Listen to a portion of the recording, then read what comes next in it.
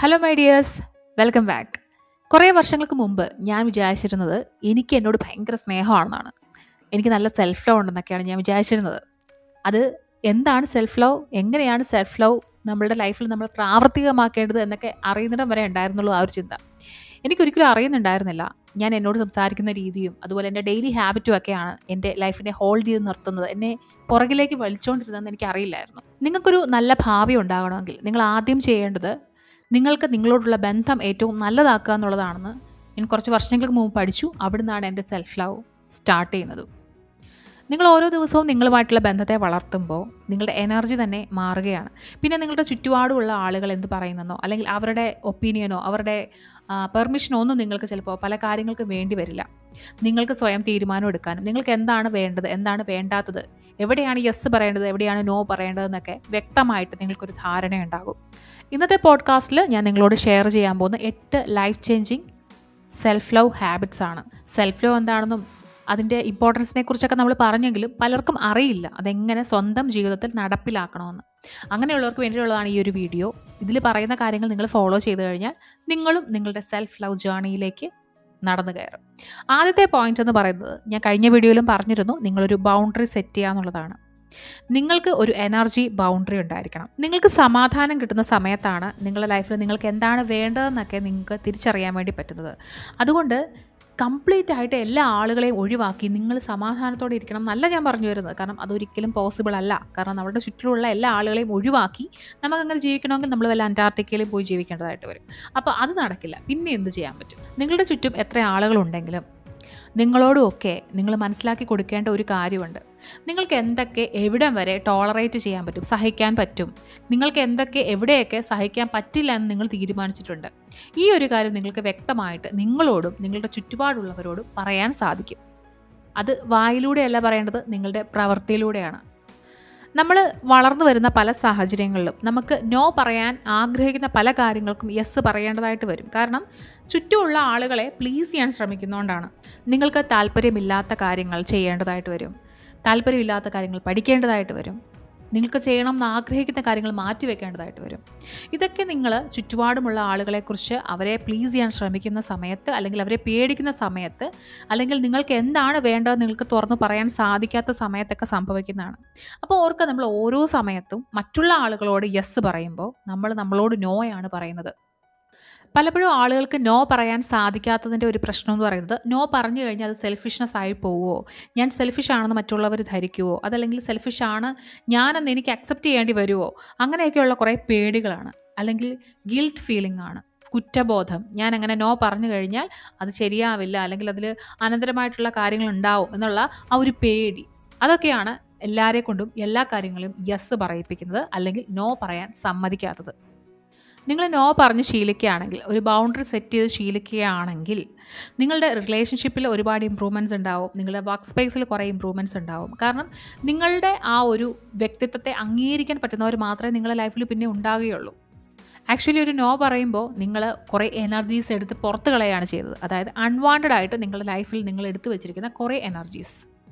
രണ്ടാമതായിട്ട് നിങ്ങൾക്ക് ചെയ്യാൻ പറ്റുന്നൊരു കാര്യം വളരെ സിമ്പിളാണ്. നിങ്ങൾക്ക് വേണ്ടി ഡ്രസ്സപ്പ് ചെയ്യുക എന്നുള്ളതാണ്. പലപ്പോഴും പലരുടെയും ഡ്രസ്സിങ് എന്ന് പറയുന്നത് അവരാഗ്രഹിക്കുന്ന രീതിയിലായിരിക്കില്ല. ചിലപ്പോൾ പേരൻസിൻ്റെ നിർബന്ധം കൊണ്ടായിരിക്കും, അല്ലെങ്കിൽ പാർട്ട്ണറുടെ നിർബന്ധം കൊണ്ടായിരിക്കും, അല്ലെങ്കിൽ അവർക്കൊക്കെ ഇഷ്ടമുള്ള രീതിയിലായിരിക്കും ഡ്രസ്സപ്പ് ചെയ്യുക. പക്ഷേ നമുക്കിഷ്ടമുള്ള രീതിയിൽ നമ്മൾ ഡ്രസ്സ് ചെയ്യുന്ന സമയത്താണ് നമ്മൾ സാറ്റിസ്ഫൈഡ് ആവുന്നത്. അതിനുവേണ്ടി നിങ്ങൾ വളരെ കോസ്റ്റ്ലി ആയിട്ടുള്ള ഡ്രസ്സ് യൂസ് ചെയ്യണം അങ്ങനെയൊന്നും അല്ലെന്ന് പറയുന്നത്. നിങ്ങൾക്ക് കംഫർട്ടബിളായിട്ട് എന്താണോ ധരിക്കാൻ ഇഷ്ടം അത് ധരിക്കുക. മറ്റേ ആൾക്ക് നിങ്ങൾ മറ്റെന്തെങ്കിലും ഡ്രസ്സ് ധരിക്കുന്നതായിരിക്കും ഇഷ്ടം. പക്ഷേ നിങ്ങൾക്ക് എന്താണ് മനസ്സിന് ഇഷ്ടം എന്ന് നിങ്ങളോട് തന്നെ ചോദിച്ചു നോക്കുക.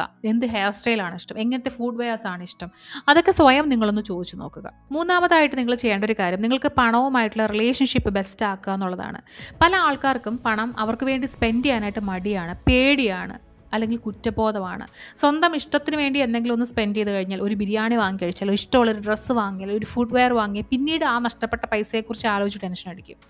അത് നിങ്ങൾക്ക് പണവുമായിട്ടുള്ള ഒരു നെഗറ്റീവ് ബന്ധത്തെയാണ് കാണിച്ചു തരുന്നത്. നിങ്ങളുടെ ആഗ്രഹങ്ങൾക്ക് വേണ്ടിയിട്ട്, നിങ്ങൾക്ക് കുറച്ച് നിങ്ങളെ സന്തോഷിപ്പിക്കാൻ വേണ്ടിയിട്ട് നിങ്ങൾ പണം ചിലവാക്കുന്നതിൽ യാതൊരു തെറ്റുമില്ല. പക്ഷേ അത് നിങ്ങളുടെ വരുമാനത്തിൻ്റെ 20% കൂടുതലാവരുത് എന്നുള്ളതാണ് പ്രശ്നം. നമ്മുടെ എല്ലാവരുടെയും ഉള്ളിലൊരു കൊച്ചു കുട്ടിയുണ്ട്. നമ്മുടെ കോൺഷ്യസ് മൈൻഡിൽ ആ ഒരു കുട്ടി എപ്പോഴും ഉണ്ട്, അതിന് ആഗ്രഹങ്ങളുമുണ്ട്. നമ്മുടെ മക്കൾക്ക് അല്ലെങ്കിൽ നമ്മളുടെ പ്രിയപ്പെട്ടവർക്ക് നമ്മൾ ഒരു ഇഷ്ടമുള്ള സാധനങ്ങൾ വാങ്ങിച്ചു കൊടുക്കും, അവരെ സന്തോഷിപ്പിക്കാൻ ശ്രമിക്കുമ്പോൾ അതേപോലെ ആഗ്രഹങ്ങളുള്ള ചെറിയൊരു കുട്ടി നമ്മുടെ ഉള്ളിലുമുണ്ട്. പക്ഷെ അതിൻ്റെ ആഗ്രഹങ്ങൾ എന്താണെന്ന് നിങ്ങൾ ചോദിച്ചു മനസ്സിലാക്കുക. അതിനുവേണ്ടി കുറച്ചൊക്കെ സ്പെൻഡ് ചെയ്യുന്നതിൽ തെറ്റൊന്നും ഇല്ല എന്നുള്ളതാണ് എൻ്റെ ഒരു അഭിപ്രായം. അതൊക്കെ തന്നെയാണ് എനിക്ക് ഒരുപാട് ഇമ്പ്രൂവ്മെൻറ്റ് തന്നിട്ടുള്ളത്. നാലാമതായിട്ട് നിങ്ങൾക്ക് ചെയ്യാൻ പറ്റുന്ന ഒരു ഇമ്പോർട്ടൻ്റ് ആയിട്ടുള്ള കാര്യം നിങ്ങളുമായിട്ട് കുറച്ച് സമയം സ്പെൻഡ് ചെയ്യുക എന്നുള്ളതാണ്. മീ ടൈം എന്നോ ഒക്കെ പറയാം. അവിടെ വേണമെങ്കിൽ നിങ്ങൾക്കൊരു ചെറിയ ട്രിപ്പ് പോകാം, ചെറിയൊരു യാത്ര, ചെറിയൊരു നടത്തം ഒക്കെ നിങ്ങൾക്ക് വേണ്ടിയിട്ട് ചെയ്യാം. അവിടെ മറ്റാരുടെയും പ്രസൻസ് ഉണ്ടാവരുത്, നിങ്ങളും മാത്രം. പക്ഷേ ഈ ഒരു കാര്യം സ്വന്തം കമ്പനി ഇഷ്ടപ്പെടുന്നവർക്ക് മാത്രം താല്പര്യം ഉണ്ടാവുള്ളൂ. ചില ആളുകൾക്ക് ഒരു ഗ്രൂപ്പിൻ്റെ കൂടെ എൻജോയ് ചെയ്യുന്നതായിരിക്കും ഇഷ്ടം. പക്ഷേ എന്നെ പോലുള്ള ആൾക്കാർക്ക് അല്ലെങ്കിൽ എൻ്റെ രീതിയിൽ ചിന്തിക്കുന്ന ആളുകൾക്ക് സ്വന്തമായിട്ട് കുറച്ച് സമയം സ്പെൻഡ് ചെയ്യുന്നതിനോട് താല്പര്യമുള്ള ആൾക്കാരായിരിക്കും. അവർക്ക് വേണ്ടിയിട്ടാണ് ഞാൻ ഒരു പോയിന്റ് പറയുന്നത്. നിങ്ങൾ സ്വന്തമായിട്ടൊന്ന് കോഫി കുടിക്കാൻ പോവുക, അല്ലെങ്കിൽ സ്വന്തമായിട്ടൊന്ന് റൈഡ് ചെയ്യുക, അല്ലെങ്കിൽ സ്വന്തമായിട്ട് എവിടെയെങ്കിലും ഒന്ന് പോയിട്ട് വരിക എന്നൊക്കെ പറയുന്നത് നമ്മളുടെ ആ ഒരു പഴയ ആ പഴയ കുട്ടി, അല്ലെങ്കിൽ നമ്മുടെ കോളേജ് കാലഘട്ടം, അല്ലെങ്കിൽ ബിഫോർ മാരേജ് ഉള്ളൊരു കാലഘട്ടം, ആ ഒരു സമയത്തെ ആ ഒരു വ്യക്തിയെ നമ്മളെ ഒന്നുകൂടി കണ്ടെത്താൻ സഹായിക്കും എന്നുള്ളതാണ് എനിക്ക് മനസ്സിലായിട്ടുള്ളത്. അഞ്ചാമതായിട്ട് നമുക്ക് ചെയ്യാൻ പറ്റുന്ന ഒരു കാര്യം ഇമോഷണൽ ഡീറ്റാച്ച്മെൻറ്റ് വെക്കുക എന്നുള്ളതാണ്. ഈ ഡിറ്റാച്ച് ചെയ്യാമെന്ന് പറയുമ്പോഴത്തേക്കും എല്ലാവരും വിചാരിക്കുന്നത് ഇനി ഒരാളോടും ഒരു ഫീലിങ്സും ഇല്ല. അങ്ങനെയല്ല. ഇമോഷണൽ ഡിറ്റാച്ച്മെൻറ്റ് എന്ന് പറയുമ്പോൾ ശരിക്കും നമുക്കൊരു വലിയ പ്രശ്നം വരുമ്പോൾ, ഒരു വലിയ ക്രൈസിസിൽ നമ്മൾ നിൽക്കുമ്പോൾ ചിലപ്പോൾ നമ്മൾ മാത്രമേ കാണുള്ളൂ. സോ എന്ത് സാഹചര്യത്തിലും നമ്മളുമായിട്ട് പൊരുത്തപ്പെടാൻ പറ്റണം. ആൻഡ് മറ്റുള്ള ആളുകളിലേക്ക് സ്ട്രെസ്സ് കൊടുക്കാതെ, നമ്മുടെ പ്രശ്നങ്ങൾ മറ്റുള്ളവരുടേത് കൂടിയാണെന്ന് നമ്മൾ തെറ്റിദ്ധരിക്കാതെ അവരെ അവരുടെ സ്പേസിലേക്ക് വിടുക എന്നുള്ളത് കൂടിയാണ് ഡിറ്റാച്ച്മെൻറ്റ് എന്ന് പറയുമ്പോൾ. അങ്ങനെ ചെയ്തില്ലെങ്കിൽ എന്താ പ്രശ്നം? നിങ്ങളുടെ കൂടെയുള്ള ഒരാളുടെ അല്ലെങ്കിൽ മറ്റൊരാളുടെ എല്ലാ പ്രശ്നങ്ങളും അത് നിങ്ങളുടേതായിട്ട് നിങ്ങൾക്ക് തോന്നും. നിങ്ങൾക്ക് ഉറങ്ങാൻ പറ്റില്ല, അത് നിങ്ങളുടെ പ്രശ്നമാവും, അത് നിങ്ങളുടെ ഹെൽത്ത് ഇഷ്യൂ ആവും. അങ്ങനെ പല പല പ്രശ്നങ്ങളിലേക്ക് നിങ്ങൾ പോകും. ആറാമതായിട്ട് നിങ്ങൾക്ക് ചെയ്യാൻ പറ്റുന്ന ഒരു കാര്യം treat your body like A temple എന്ന് പറയും.